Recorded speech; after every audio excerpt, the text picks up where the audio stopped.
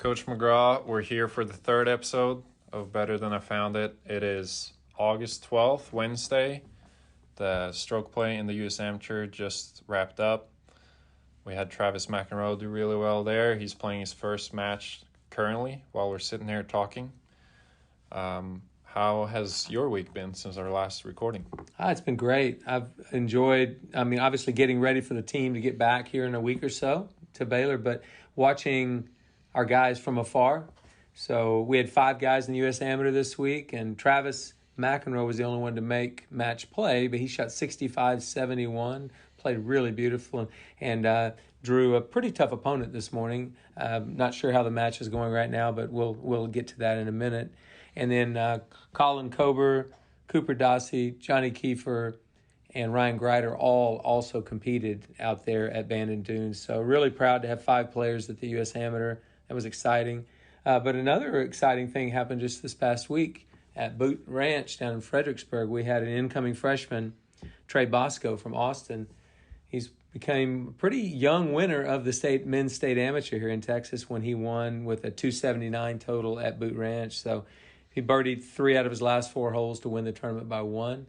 And that was a real big positive note for Trey as he comes into college next week. Yeah, I think he was telling me he drained putts of 12, 20, and 25 feet in the last 4 holes to win by 1. Yeah, he actually told me that as well on a phone call, and I made him promise that he'd bring those same kind of putts to Baylor. Yeah. So yeah, I told him to can it up, so he's bringing it to campus next week.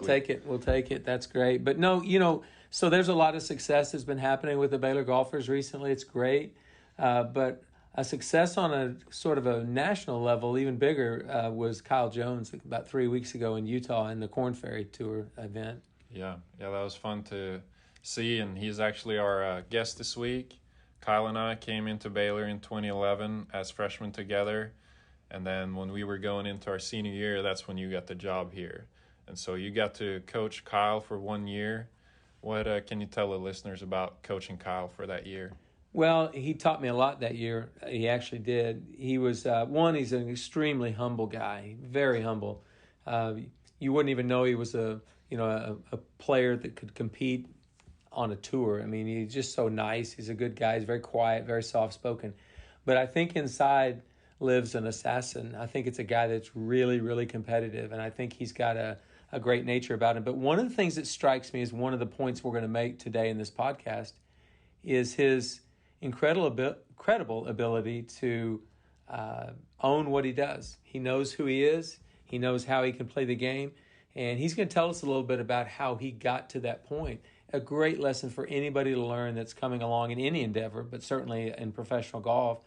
We're always searching for answers. We're always searching for the next best thing and latest, greatest thing. Sometimes those things are inside you. And I think that's where Kyle has found his success, is just his ability to know what he does the best. And so he's going to tell us a little bit about that today. But certainly a very unique golfer, and one that I'm very proud to say I coached. Yeah, he's definitely very unique. I ditto exactly what you said about learning from him in college. I remember there were some shots during our years in college that I had never seen before. Growing up in Norway, we learned to swing it indoors, and we hit into nets all winter and all that.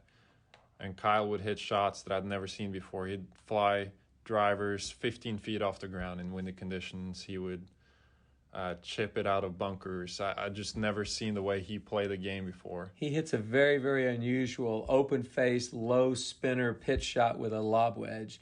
It's the strangest shot I've ever seen, but it gets close every time, so yeah. I don't question it.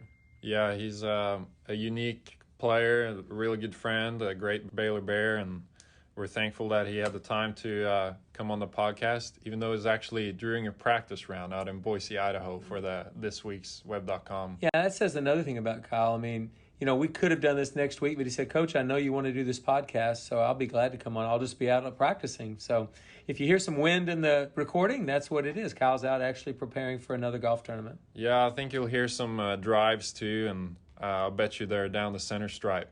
So without further ado, let's take it to the conversation with Kyle Jones.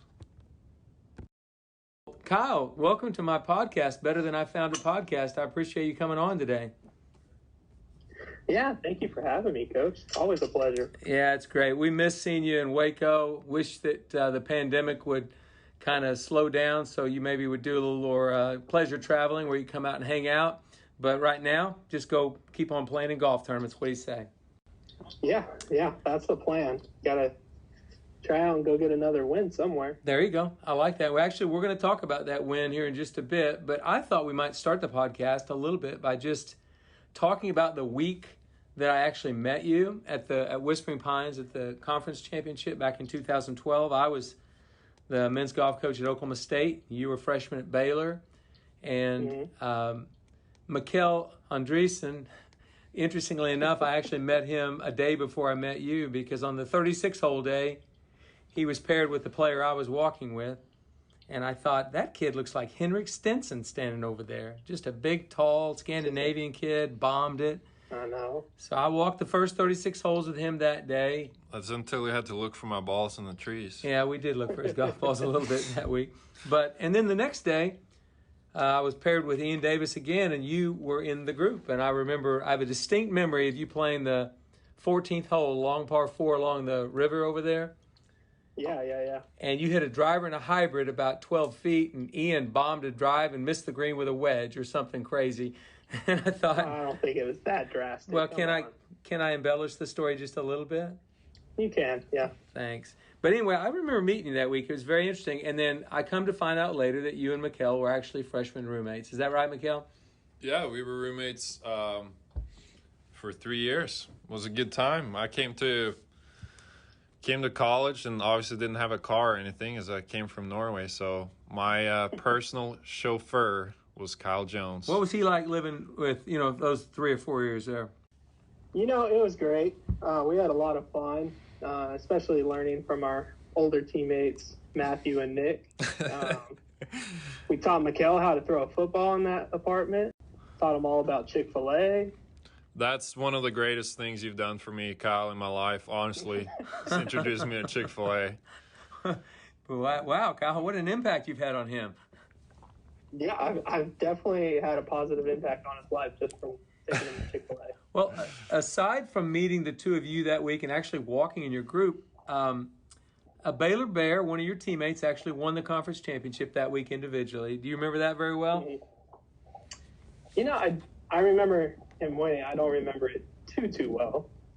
Well, Joachim Mikkelsen won the conference championship that year. I think he was the 4th Baylor Bear to win a conference championship, so that was pretty good. But I have that memory of you and Mikkel that week, and it's kind of interesting how things go full cycle that I actually coached you guys your senior year, and then now Mikkel is working here at Baylor. So I think the golf world is pretty small, things come around. But I'm going to talk to you about the first team meeting we have. Do you recall the first team meeting at Baylor? Your senior year, my first meeting?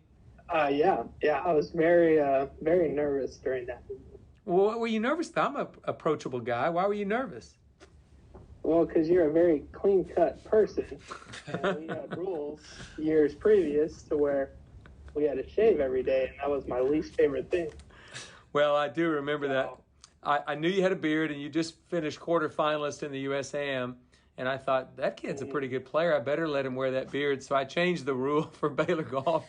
As long as you had a clean beard, you could wear a beard. And do you recall what you thought when I said that in that meeting? I thought you were a pretty nice guy. Exactly. So I got off on the right foot with Kyle Jones. So anyway, I changed the beard rule for you, and you've worn one ever since. That's very true. Yeah, and I love seeing you hoist a trophy with a big old beard. It looks great to me. But I have another memory early in that year. We were going out to Ridgewood Country Club for our first practice, and I saw you put a glove on, brand new glove, and you signed it with a Sharpie, and then you played golf, and we practiced that whole week, and we had the first qualifying the week later, and you put another brand new glove on and signed that one and then played. So I remember thinking all that first qualifying round, I need to ask Kyle about this. Why would you sign a glove? I mean, usually when you sign a glove, you're a tour player and you give it to a 10-year-old kid in the gallery. But so I asked you after the round, do you recall, can you kind of tell the people out there listening why you signed your glove in those days?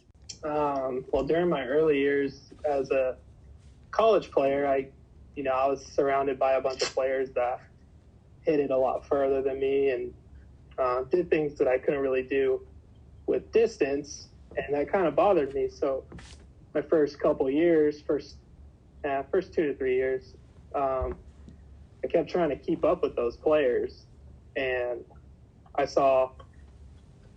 my game was improving, but it wasn't improving at the rate that I wanted it to. And I kind of just sat back and I realized that, that might be one of the reasons, because I was trying to do something that, it wasn't in my game to do. So what you knew you were trying to do something you weren't even capable of doing, which is carry the ball 300 yards in the air and bomb it out there with those long hitters, correct? It was just a reminder every time I looked down when I was hitting a shot that just, be myself, play my own game. Don't try to keep up with anybody. Don't try to be like anybody else. Obviously I was good enough to get to that point on my own, so there's no point for me to try to be like anybody else. That was the whole reason behind it. Kyle, when you and I came in as freshmen, we were neck and neck, and we were traveling all year, both of us. I remember the very first qualifier, there were 2 automatic spots to go to New York, and you and I actually ended up in a tie for second, and so Coach Pre sent us out in a playoff, which you happened to win. You just got really lucky. Yeah, I did. Yeah.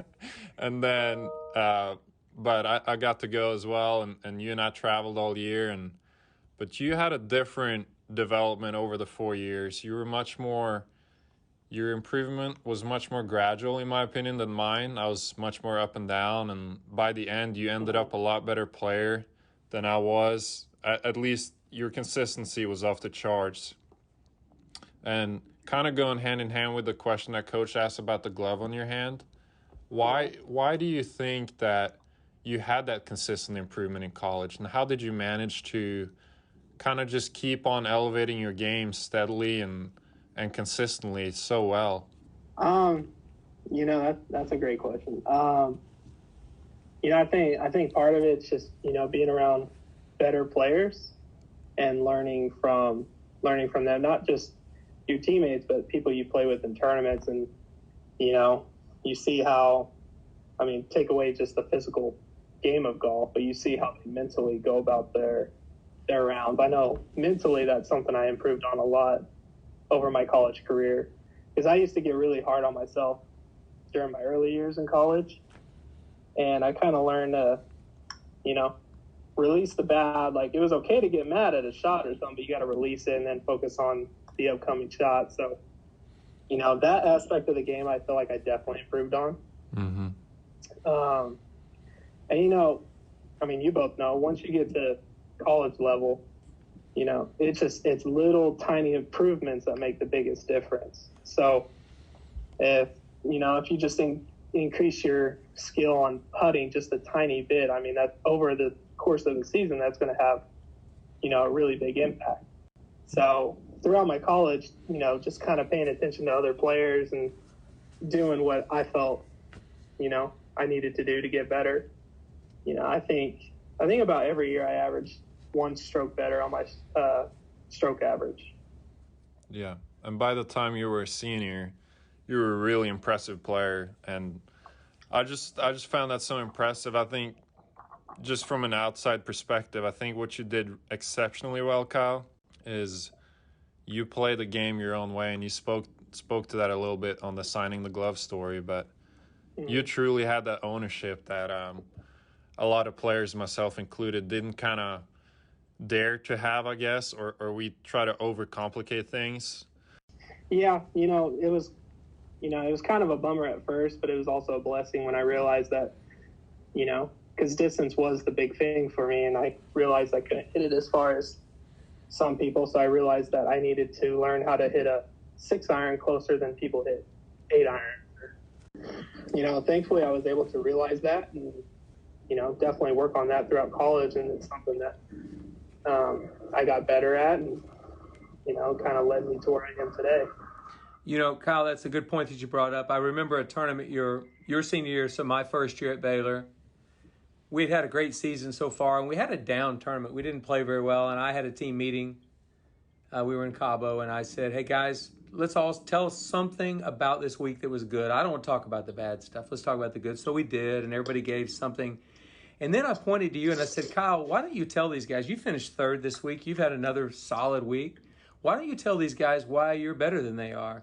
And you looked at me like, are you crazy? I'm not going to say that to my teammates. But I actually had you sort of explain what you do and how you do it, and that's why you're the best player on the team. And I recall you saying this very clearly, what you just said. You said, I try to hit my hybrid as close as they hit a 5-iron, and I can probably hit my 5-iron as close as they hit a wedge, and I hit my wedges really close, and I've got a great short game. So you were kind of describing how you played, and so and that was fine. And after the meeting, one of the younger guys came up to me and said, Coach, does he really hit a hybrid closer than my 5-iron? I said, I'm not sure about that. He says, does he really hit a 5-iron closer than my wedge? And I said, probably not, but he thinks he does. So there's a lot of value in believing that. So I think you just knew your own game, like you were saying, and you tried to hit a 6-iron closer than somebody else hit an 8-iron. And I remember that team meeting too, because I think it was, I said I hit my 6-iron a lot closer than some people hit 8-iron, and I remember Freddie walking up to you and be like, "That's not true." Well, Freddie Anderson, he didn't believe anything I said that year, but but the truth is, you did have to maximize in some areas where other guys they didn't. So you couldn't hit a driver as far as Mikkel was hitting a driver. You were not going to do that. But if you could hit a 6-iron closer than his 8-iron, you probably had a chance. You had better proximity to the hole anyway with clubs, so that was good. We got to look at the areas where, Mikkel's physically more advanced than I am, so, he's able to hit a driver over 300 yards where I was hitting it 280. So I just had to find different areas, and wedges and, short game was one of those areas that doesn't matter how far you hit it, it just matters how good you are. So that was one of the areas that I felt like I could really improve and make up shots. Can I peel that back one more layer, Kyle, and ask you how you managed to find ways to become better? Like, let's take the iron play, for example. You were a great iron player and wedge player. How exactly did you get better at that throughout college? Was that mainly like repetition for you, or was it a mindset? Is there a combination there for you? Yeah. I think it's just kind of what you said. It's just repetition, for me, I didn't grow up with teachers and stuff like that. So I'm a very homegrown swing. So I kind of, I have to look for little feelings here and there. And once I find a feeling that I like and that produces good results, I have to hold on to that and just repeat it until it just becomes habit. So I think that's one of the ways I really improved my iron game. So are you telling me, you said you didn't grow up with a teacher, are there not a lot of world-class golf teachers in Snowflake, Arizona? I don't want to take away. So the pro at Snowflake Golf Course definitely helped. When I started out and all through intermediate school and everything, if I was struggling or something, he'd help me with my alignment or my grip or something like that. But as far as my swing, for people that have seen me swing, it's not a very visual, good-looking swing, but I've learned to make it effective. So, and that's all that matters. Well, you mentioned that, and I don't think your golf swing mirrors Jim Furyk's, but they're both unusual, and they're both very individual. Mm-hmm. And I think he's got one of the best golf swings of the last 30 years because it produces a repeating golf shot, and he trusts it. And I think you are pretty much the same, aren't you? Don't you trust your golf swing? I do very much.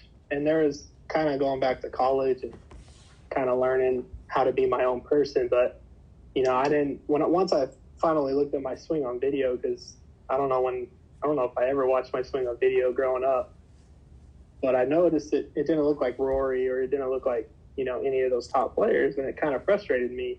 So, I kind of went through little spells where I would try to change it, and my golf game got really bad. So, it's just kind of one of those things you just kind of learn to accept who you are and accept how you play golf. And if it's not broke, don't fix it. So, yeah, I agree with that. I think it's a lesson that people need to learn or need to know about, because for many, many years we went through a cookie cutter golf swing teaching method where everybody did the same thing. And I just don't believe in that. So when I saw your golf swing, it didn't scare me one bit. I thought it was great because the ball was in the fairway. That's where you found your golf ball. Yeah. I'm going to ask you about a day your senior year in the fall. We played a tournament we hosted at Royal Oaks. So we were playing. Oklahoma State was there. Texas Tech was there. Texas A&M. A lot of good teams, a lot of good schools. And we were in the hunt going into the last round. And in the parking lot, you were getting your clubs out of the back of the van. Do you recall what happened right then? Yeah, I got clipped by a car. Yeah, that was kind of a shocker for all of us. There you are laying on the ground, and we're heading into go get our golf balls and go hit some practice balls before the round. But that you were not ready to go straight out to the driving range, as I recall. No, I definitely had to get some attention from our trainer, but it all worked out, and I got to look really cool that day wearing a sleeve. So. Well, I am going to point something out. I don't want to embarrass you or bring too much attention to it. But when the trainer said that, she said that, if you can stand the pain, you probably won't do any more damage. It's not broken. We believe that. But you knew the pain was really bad. And you said, well, Coach, I want to go hit some balls and see how it feels. And so you were up on the range hitting golf balls. And I think I said to you on at least one occasion, Kyle, you don't need to play today. We can do this without you. No, Coach, I want to see how I'm going to do it here. So after hitting balls about 30 minutes, how far were you carrying those drivers? About 190, 180? Oh, come on. I think I was getting 200 out of those. Okay. All right. Let's say you were carrying it 200 yards. And so I knew it wasn't going very far. And you looked in a little bit of pain. And you looked at me right as I said the question again. Hey, Kyle, you don't need to do this. Come on. We don't need to do this. You said, Coach, I've been thinking about it. I think there's only 2 holes that I won't be able to reach in regulation. But I can reach the rest of them with a hybrid or something less. So I'll just get it up and down in those 2 holes, and I'm ready. And do you remember saying that to me? I do, yeah. And, as I was hitting balls on the range, I was just kind of thinking throughout the course. And that year at Royal Oaks, it was pretty firm for us, if you remember. Yes. And I knew if I could hit just those little low punch draws with the driver, I could they might only fly 200, but I could get an extra 50 yards of roll on them. So, that was plenty of distance to play that round of golf since the pain wasn't too bad. Yeah, that always impressed me so much. I've thought about that often when somebody says they have a headache. You can still do it with a headache.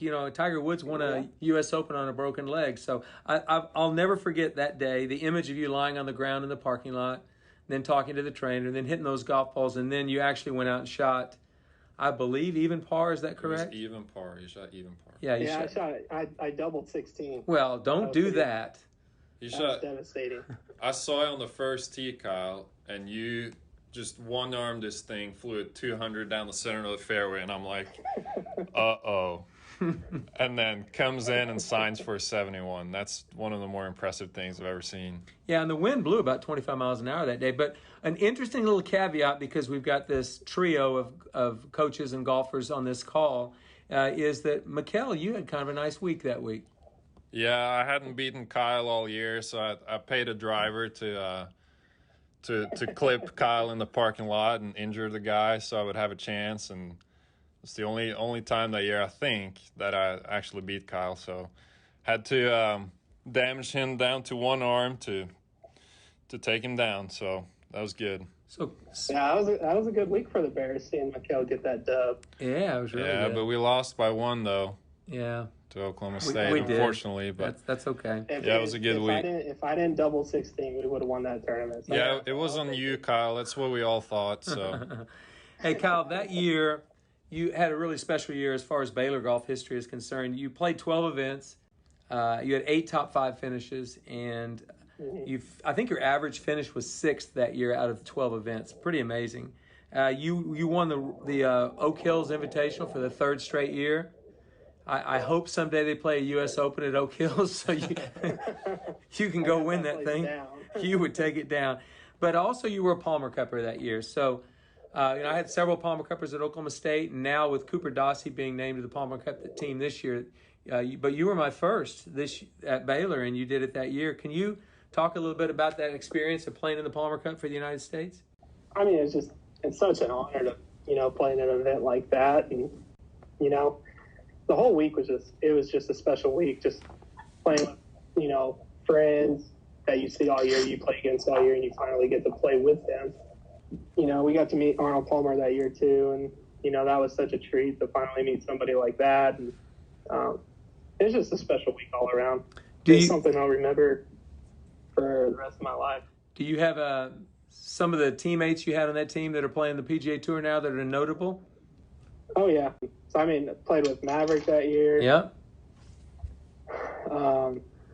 Gosh. It's funny that you mentioned that because I just thought about it the other day. I'm like, I've seen all these guys out here, but Robbie Shelton was on that team. Yeah. Scotty Scheffler, maybe? I don't think Scotty was that year. Okay. He won the Big 12 that year, I think. Yeah. But an amazing experience. You put me on the spot. I did. Really remember off the bat. That's okay. You'll remember some later.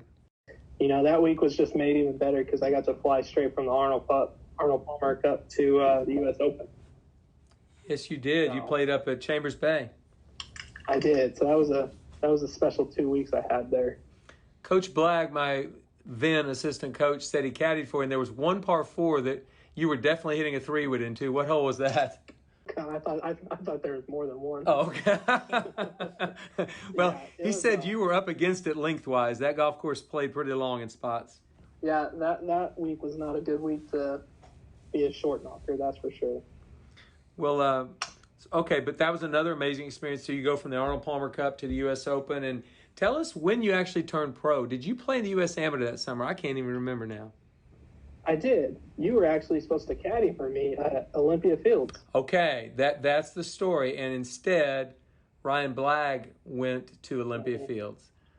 Yes. Mm-hmm.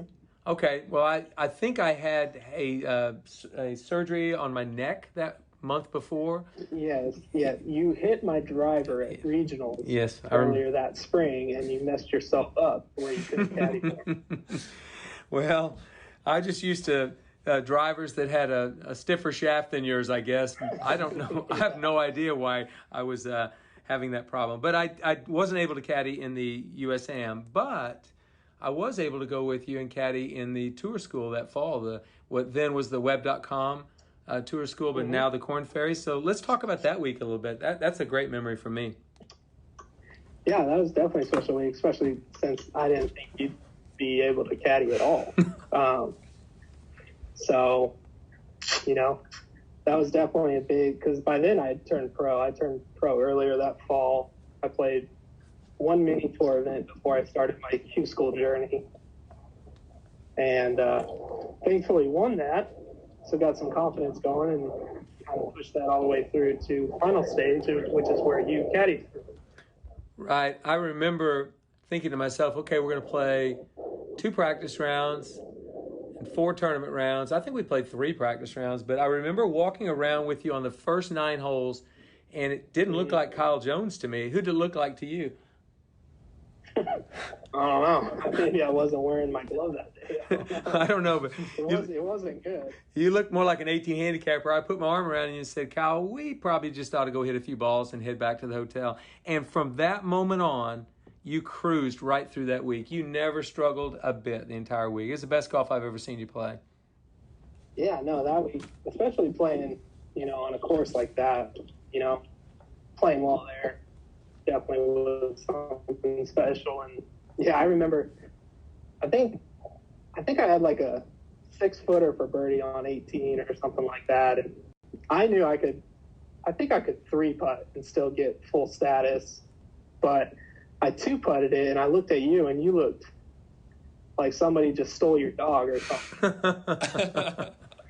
And I think you thought I had to make that to get started. And the only reason I've never told you this, but as we were walking up to the green, I gave you the putter, and somebody came over to me that knew me and said, hey, Kyle needs to make this. And I'm going, great, okay, whatever. I really didn't know because I didn't see a scoreboard that would have shown me how. And what you needed to do, and you knew what you needed, and you were fine, so that was good. It shows you the player, he's the one in charge anyway, right?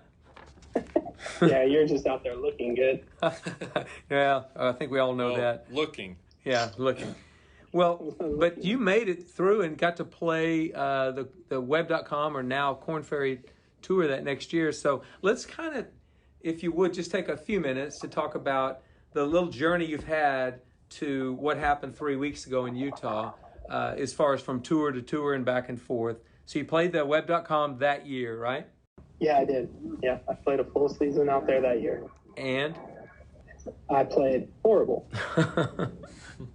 Just to be nice about it. Okay, so you got to come back down to a mini tour event, or mini tour stage the next year, correct?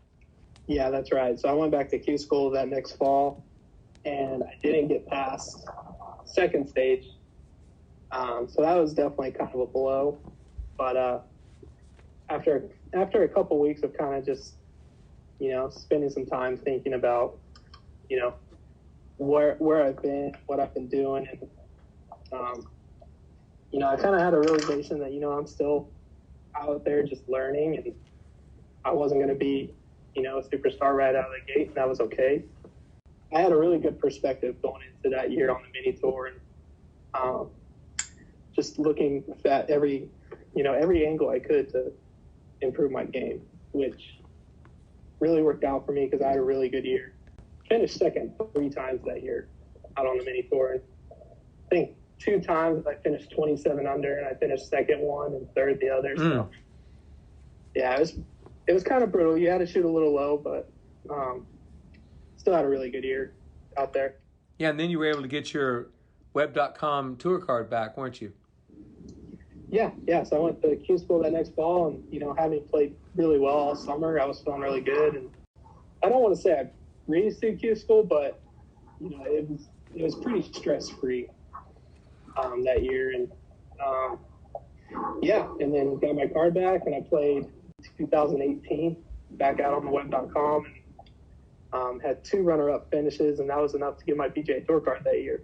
So so I was just kind of breezing through and got to the PGA and played it the fall of 2018 and 2019, and kind of similar to that first year on Web. I kind of hit a little slump and had a hard time, controlling my ball and where it was going, and trying to learn the new courses out on the PGA Tour, and it kind of led me to not really playing too well that year. So, which was a bummer because you get to the PGA Tour and that's something you've been working for your whole life, and the one thing you want to do is play well. Right. And so that was really disappointing for me, having made it, just to kind of show up and miss a lot of cuts, and so it wasn't the experience that I was hoping for, but you no matter the good or the bad, you have to kind of look at it, and you got to look at what you can learn from it, and and that's kind of what I did. Got ready for this year out on Korn Ferry, and I started the year out really well, playing consistently, and then we had our 3-month break for the pandemic, and then I came back, and first event back in Florida, I missed the cut by 1, which was my first missed cut of the year. So that was disappointing, and then I actually didn't get into the next week on my number. So I actually had to fly home that week and take the week off. And then I flew to Utah the next week and kind of had one of those weeks where everything seemed kind of easy, and thankfully walked away with the win. Well, can I ask you a question about that week? Because I was watching it on television. Your first professional win on a major tour. Obviously, it was a big moment. But in the back 9, on number 9, you drove it right down the middle of the fairway, and immediately the wind came up. And so you knew in your mind you're going to play the back 9 in this incredible windstorm. And there was already a guy that's just posting in the clubhouse, and that's Daniel Summerhays. So he didn't play in that wind. So now on number 9, you and I have talked about this. It made that approach shot on 9 actually easier because you had no green to work with, and you were able to throw it up there into the wind. But you knew you were going to play a back 9 in a very, very strong wind. Is that correct? Yeah. So, looking at the weather the night before and the morning of, we saw that, the wind was definitely going to kick up, and there was possibility of some rain coming in. Should have been right right when we were making the turn, and it was after we hit that tee shot on 9.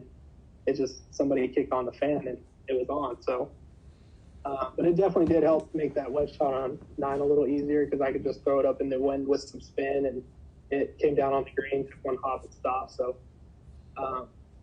definitely helped me out there. And then, just kind of bracing because we knew that back 9 with that wind, it was going to be a new test because it's a shorter course out there in Utah, but if you miss the fairways and you get behind some of the trees, you can definitely have a long day. So, but like I said, we were prepared going into that day, knowing that that's what the back 9 was going to be, and I think that definitely helped us. We didn't have any surprises out there or anything like that.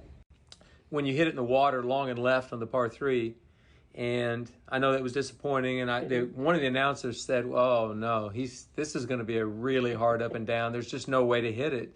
Describe that shot, because you hit it exactly the way I imagined you would hit it, knowing your game. Talk about that shot. Yeah, so we saw earlier in the week during practice rounds that whole left side of that green was rock hard, and they had no rough grown up. So we knew if we missed the green left there at all, if it didn't land in the bunker, it's probably going to hit really hard and go in the water, which is exactly what my ball did on Sunday. So I took my drop, and not having really any rough there, it's really just a bunch of hard pan is what it was. And then it was kind of uphill to the green, and then once you got on the green, it was just straight downhill. So you could try to fly, or I guess flop the ball on the top of that ridge and just let it fall down. But with that hard pan, you're taking a really big risk of bouncing that wedge into the ground, and then who knows what that ball is going to do. So when I approached that shot, I saw a spot in the face of the fringe there, and I'm like, man, if I can just land it there, if I can clip it nice and land it there, it'll take one hop check and just kind of trickle down. And it's exactly what it did. I hit the shot that I imagined in my head, and couldn't have hit it better. So I don't think I could hit that shot again if you gave me 20 more balls. So well, definitely a perfect shot. But it played into exactly what I thought you might do. That's the way you play golf. You look for the simplest solution to the problem. You look for something that would allow you to take your strength and actually capitalize on that. So I think, to me, that was what I saw right there. The way I kind of see golf's already, a very complicated game. It's not easy by any means. So, my approach to, a round or a shot is, don't overcomplicate it because the game's already complicated enough. Always look for, the simplest shot that will give you the best results more of the time. So, so you're exactly right. That's exactly what I went to on that pitch shot. Well, and just 2 hours or an hour and a half later, you hoisted a beautiful, beautiful crystal-looking trophy. I think, to me, what I've been trying to get guys to know for years and years and years is there's a lot of value in owning what you do. There's a ton of value in understanding what you can do and do that really, really well instead of trying to do things you can't do. And I heard David Duval say it one time. He says, know what you can do and do what you know you can do. And just keep doing that, and eventually you'll have a pretty good outcome. So we were really, really excited and proud as Baylor Bears to watch you win that week, and we know it's a springboard for even bigger and better things. It was special. I remember walking into the locker room after the playoff, and I was just kind of like in disbelief. Like, you think about it so much and you imagine it happening, but then when it finally does, it's a pretty cool moment. I'm super thankful, to have had that experience finally happen, and, just looking to do it again.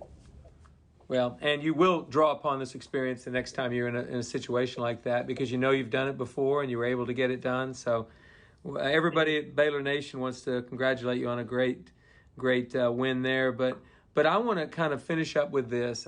If you had one thing you wanted to tell a guy playing college golf, and you've kind of hit on some of these high points with Mikkel's question earlier, but what's the most valuable thing you think toward getting to a goal like playing the PGA Tour. You're good. I mean, let's think about it. I didn't know who you were in junior golf.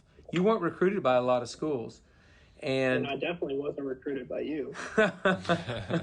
Well, you know, he spent all his time trying to recruit me to Oklahoma State and then missed. So that's why he didn't pay you any attention. I would say this though, you have done a great job, and I said this quote before, and I'll say it again right now. Kyle, some people have been given a lot, and you've done a lot with what you've been given. So I think that's a great lesson for everybody to learn. Do you have anything you want to say before we finish up here on that note? Yeah, I mean, you can't say it better than that. But you kind of mentioned, if I were to say anything to college players or anybody looking to reach the PGA Tour or anything, I know it's a very common saying, but it's all short game. Anything inside 20 yards, putting. I don't care how good you hit it, but if you can't get the ball in the hole, you ain't gonna go anywhere. So, definitely focus a lot of your time on that. Well, great. Well, Mikkel, do you have anything else for Kyle? Just thankful for your friendship, Kyle, and super proud that you're a Baylor Bear.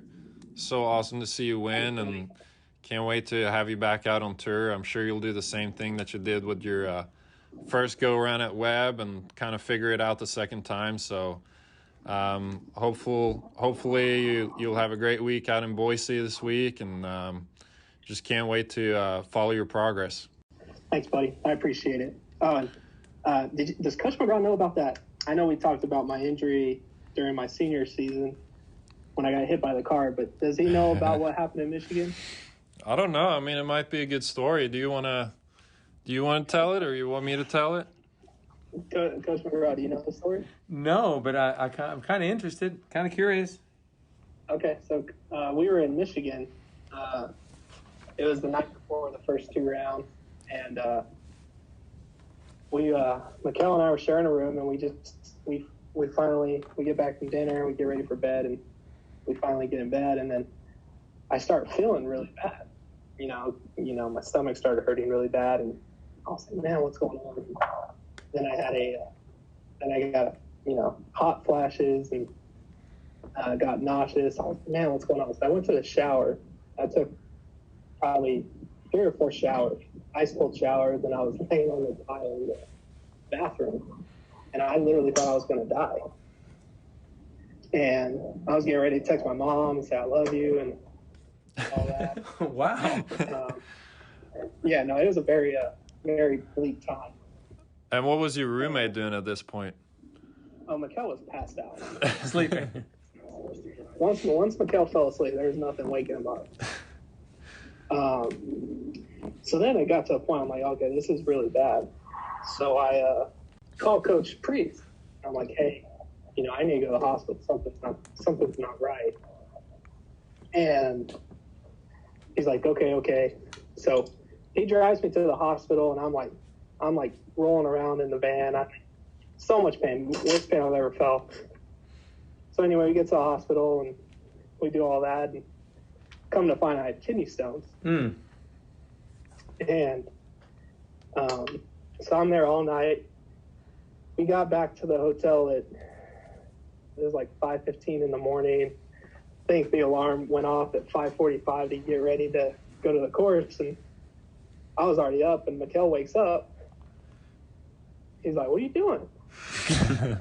I'm like, dude, I've been gone all night. You didn't know?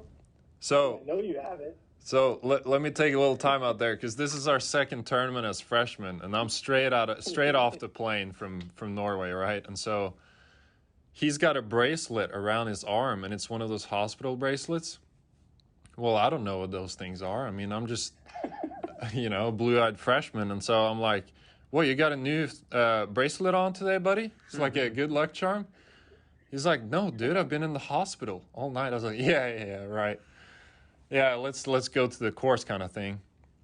And then it gets more serious. It's like, "No, I've been in the hospital all night. I haven't slept."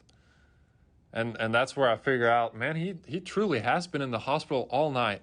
And I've slept through the whole thing, and we have 36 holes to play. And you went out in full pain. Yeah, because the doctor said either,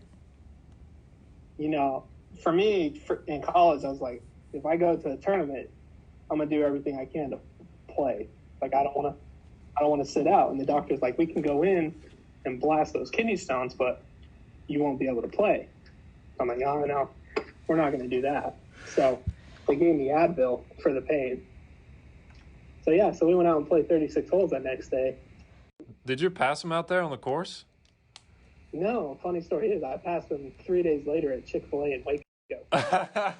Naturally. It all comes back to Chick-fil-A. Naturally. Yeah. Well, no, so it's just a funny story with Mikkel because he didn't believe me at all that I was in the hospital that night. No, I just thought you had a funny bracelet on for good luck or something. Yeah. Well, us Americans, man, we're a bunch of liars. Yeah, but you are tough. That's the good part about it. You are tough. You can handle a little pain and still go through there. So, but we very much appreciate you coming on the podcast today. It's great catching up with you and just finding out a little bit about your story, Kyle, and where you've been. And I hope that we get to keep on watching you out on the PGA Tour for many, many years to come.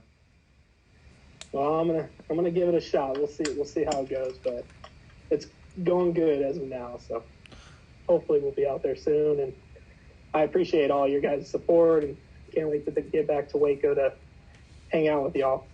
Sounds great. Awesome, buddy. Go crush them this week, will you? Have a good week. I appreciate it, guys. All right. See you. Thanks, Bye-bye. Kyle. All right. See ya.